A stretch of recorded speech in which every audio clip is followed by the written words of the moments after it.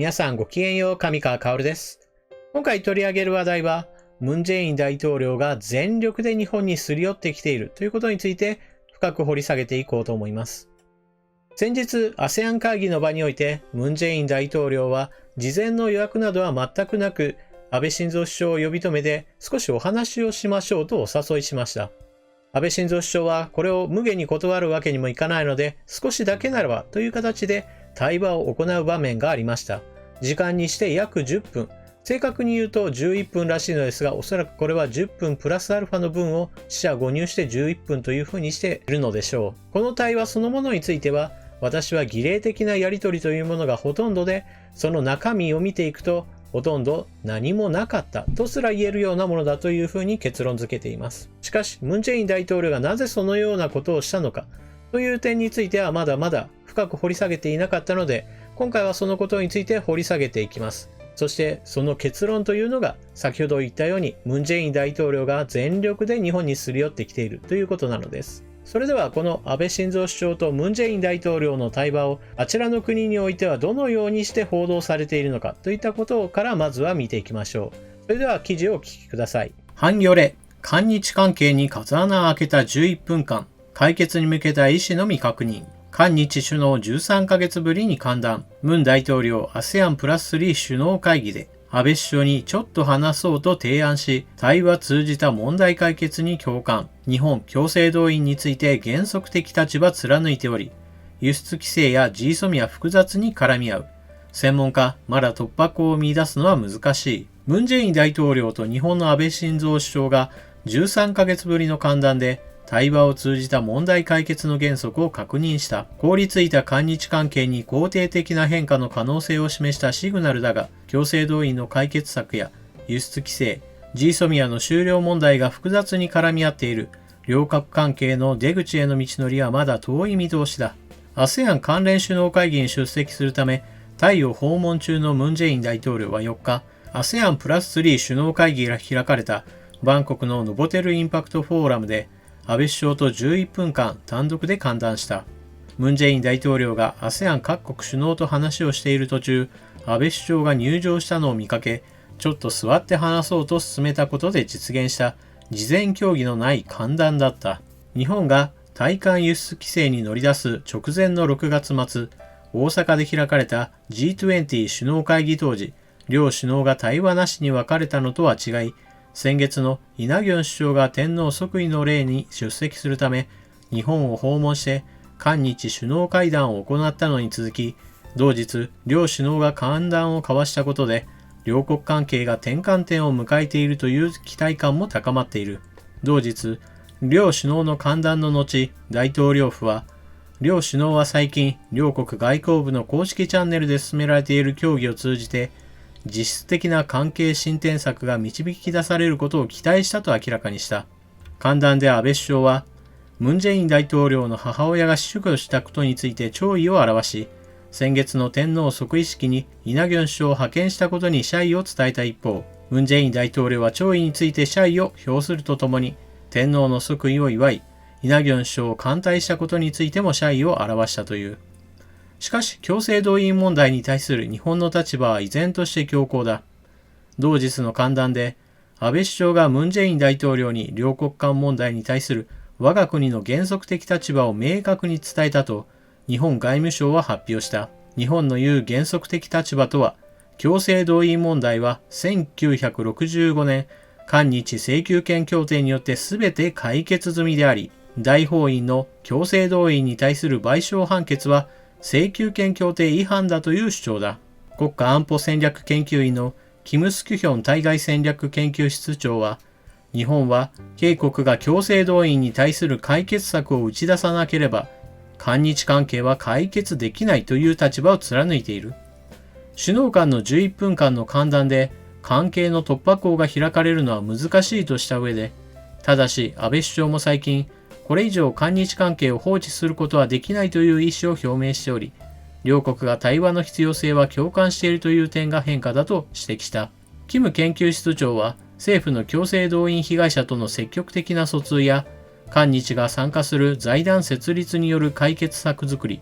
不完全な韓日協定に対する持続的な補完などを通じて解決策が講じられるとし、時間がかかるものと予想した。GSOMIA の終了が近づき、アメリカが GSOMIA の延長の必要性を引き続き主張してきている中、韓米日がこの問題をどう処理するかも重要な試験台として浮上している。デイビッド・スティールブル、アメリカ国務省次官補は5日から7日に訪韓し、大統領府や外交部、国防部当局者たちと面会し、韓米日三角協力を掲げて、GSOMIA の延長を望むアメリカの立場を強調するものと予想される。しかし、日本が警告を安保上信頼できない国として扱っている輸出規制を撤回してこそ、GSOMIA の延長を考慮できるという原則をすでに明らかにしており、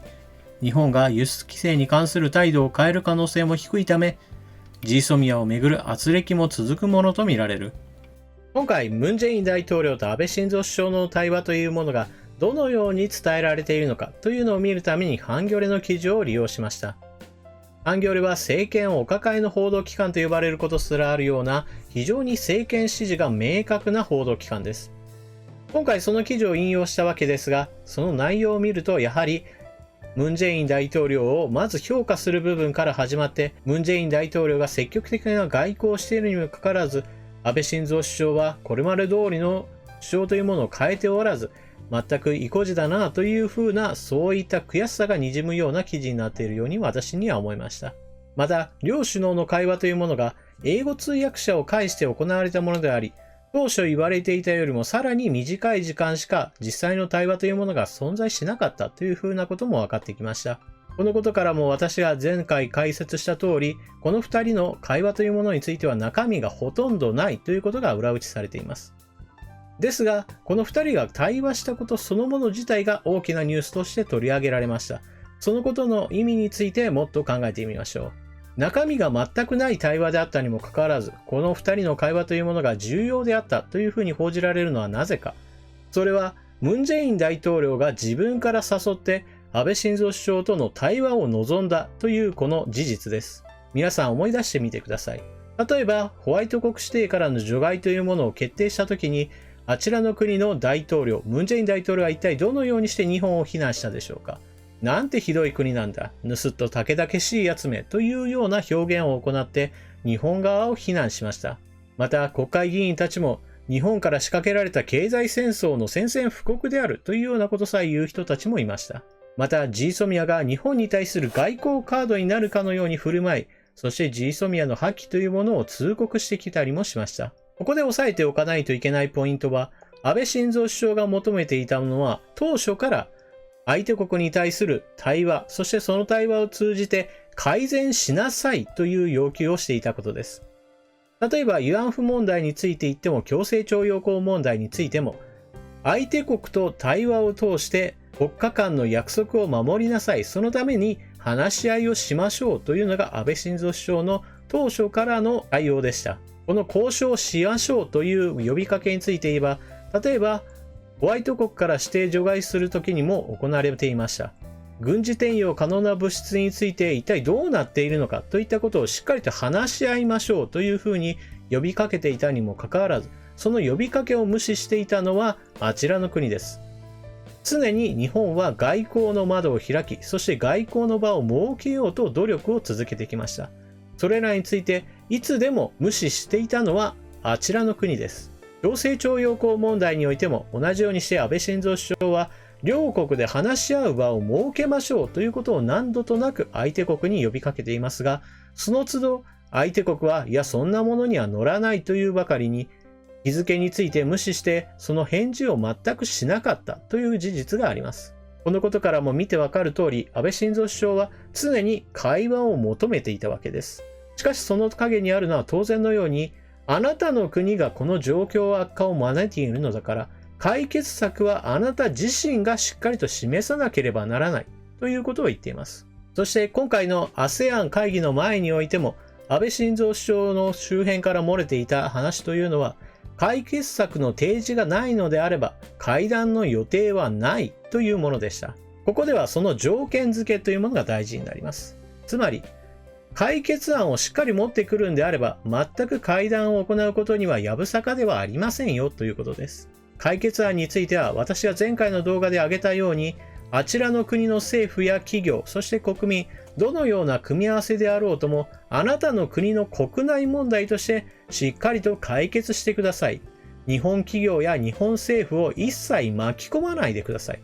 ということがまさに解決策なわけです。政府だけでやるのか、それとも企業を巻き込むのか、そちらの問題であって、その解決策を持ってくるのはあなたですよ、ムン・ジェイン大統領。という具合にして日本の姿勢というものは、ホワイト国指定から相手国を除外した時から現在に至るまで一切変わっていません。つまり私が第三者として見ていた場合、日本の姿勢、特に安倍晋三首相というのは主張が一切変わっていません。主張が変わっていないことに対して、公正に全く出ていないから非常に不満だという人もいるでしょうが、少なくとも観測者として私が見ている限り、安倍晋三首相は一切動いていないとすら言えます。一方でムン・ジェイン大統領は日本のことを盗っ人武々しいと呼び、また GSOMIA についても日本への外交カードにしようと破棄するなど、自分の方から日本を遠ざけるような動きを連続して行っていました。では最近の状況はどうであったか。私の動画でも何度も取り上げてきましたが、イ・ナギョン首相がやってくる、またムン・ヒサン国会議長がやってくるというような場面において、日韓議連のような日本国内の議員がいわば反安倍という動きを見せていました。安倍晋三首相が全く動かないのであれば、なんとか動かそう。そのためには日本国内における親韓派の議員たちをもっと使いこなそうというわけだったわけです。そしてイ・ナギョン首相であったり、ムン・ヒサン国会議長などが様々な分断工作に乗り出しているということを私は伝えてきました。しかしそれでも安倍晋三首相は従来の主張を全く変えず、あなたの国が解決案をしっかりと練って私のところに持ってきなさいというところを一切変えていないわけです。安倍晋三首相のこの主張が全く変わらないために、ムン・ジェイン大統領はいよいよ自分の手下をいくら使ってもなかなか事態が解決しないのだということを焦り始めたというのがまず第一にあります。イ・ナギョン首相を派遣したが全く動かない。ムン・ヒサン議長などに至っては一体何をやってるんだと。問題解決に当たるどころかかえって事態を悪化させているという具合にして、自分の周辺の人物が日本を動かすことには全く有効ではないということに焦りを感じ始めています。そういった動きについて焦りを感じているのが一体なぜかというと、それは GSOMIA の完全な終了というものが迫ってきているからです。いわばこのタイムリミットがあるために何とかしなければならないと思わざるを得ない状況になってきたわけです。一体なぜ GSOMIA の完全な終了が焦るようにかといえば、それはアメリカからの圧力がどんどんと高まっているからです。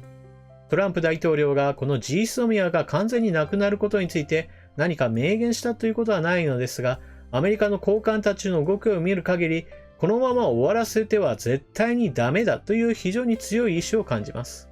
アメリカからの外交圧力というものが日々高まっているような状況の中で、全く日本を動かすことができないという状況に焦りを感じたムン・ジェイン大統領は、いよいよもって自ら動くしかないという、いわば追い詰められた状況にあると言えます。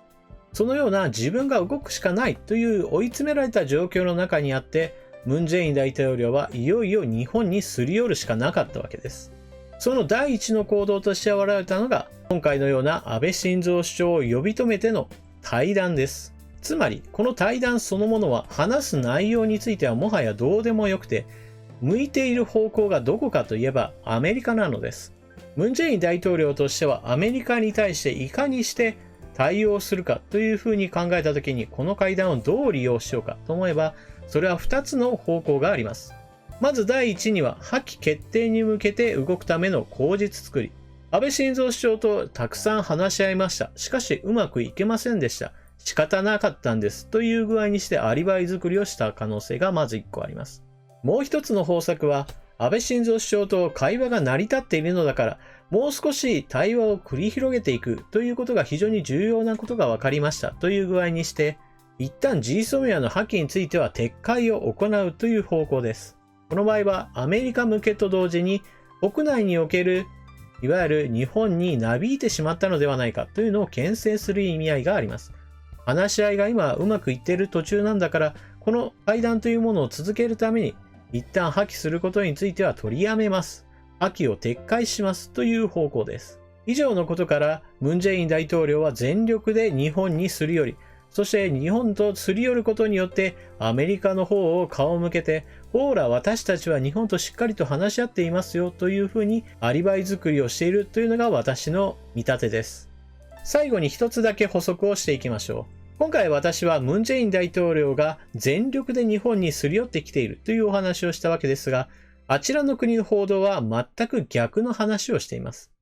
そう、日本がすり寄ってきているのだという意見です。例えば今回のように会談が行われたことについて言っても、安倍晋三首相が我々の要求を飲んで話し合いに応じるようになったぞという具合にして、そして一つずつ前に辿っていけば、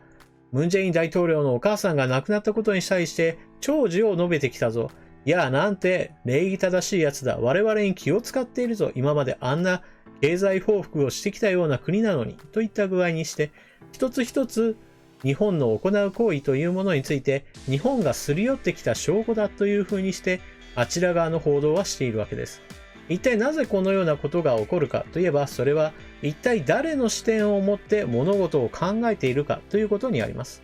例えば私は安倍晋三首相に対して第三者の客観的な位置から見ています。ですから安倍晋三首相が全く動かないのに対して、ムン・ジェイン大統領の方は盗っ人たけだけしいやつめというような発言をすることによって、だんだんと離れていったというふうに見えます。そして最近のムン・ジェイン大統領がイ・ナギョン首相を派遣したりなどして、だんだんと近づいて、そして今回のように完全にすり寄る形で安倍晋三首相に対話を求めたというふうにして見るわけですが、一方でムン・ジェイン大統領の側から見た場合は、だんだんと近づいてきているのは自分たちではなく、日本の側がすり寄ってきているのだというふうにして、この離れたものが近づくことによって、それは自分が近づいてきたのではない、日本がすり寄ってきたのだというふうにして報道するという場面があるわけです。このような安倍晋三首相の視点に立つのか、それとも第三者の立場として見ているのか、そしてムン・ジェイン大統領の側に立って見ているのかという具合にして、一つの事実に対して3つの見方が存在します。皆さんはこのニュースについてどのような考えをお持ちでしょうか。ぜひともコメントを書き込んでいってください。それでは最後までご視聴いただきありがとうございました。チャンネル登録していない方はぜひともチャンネル登録をしていってください。このチャンネルではあなたの知識の整理に役立ったり、もしくはあなたの考え方に刺激があることがきっとあるはずです。それでは次の動画でまたお目にかかりましょう。またね。